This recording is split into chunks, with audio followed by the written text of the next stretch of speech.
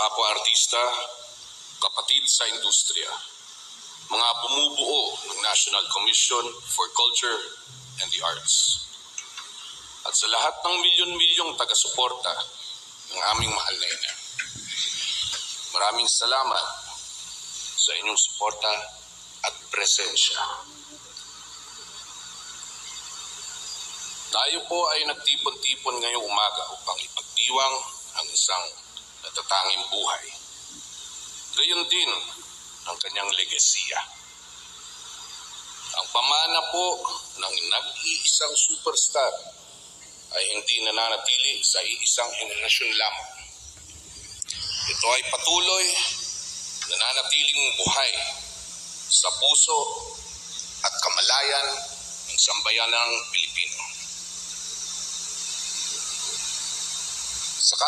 Sa ngalan ng lahat ng naanting niya bilang kawal ng sining at kultura, inaalay ko ang aming taus-pusong pasasalamat sa NCCA sa pagkakaloob ng titulong pangbansang alagad ng sining sa isa sa mga pinakamatagal at iconic na figura ng Pilipinas. Sa aming ina, Binibining Nora Honor.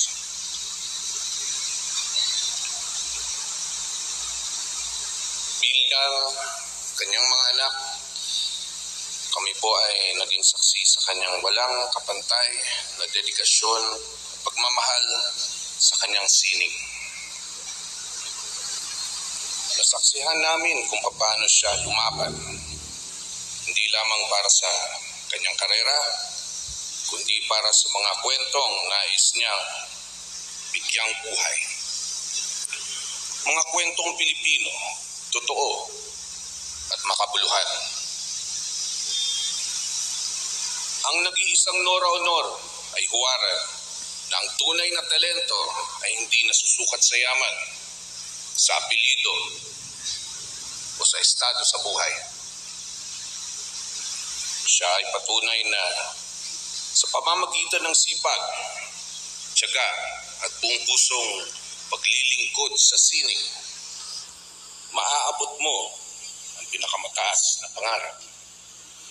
At higit pa rito, maabot mo rin ang puso ng isang bansa. Sa loob ng maraming dekada, hindi po siya natakot, hindi siya umiiwas sa mapanghamon na papel, pero sa halip, niyakap niya ito.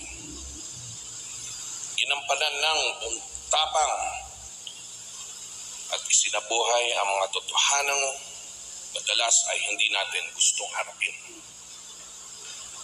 Ang kanyang mga papel ay naging tulay upang maitaguyod ang pelikula, higit pa sa libangan.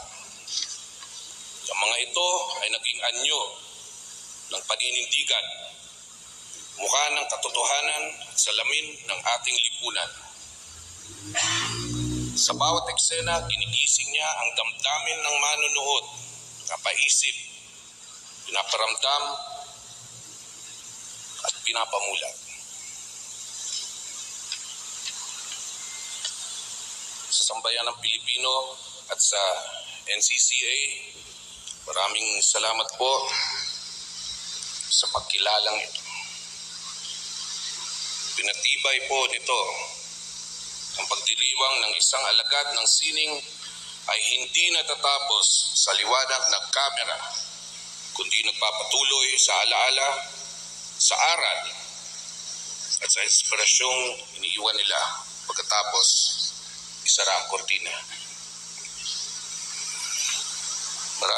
Maraming salamat po. Mabuhay ang sining. Mabuhay si Nora Honor.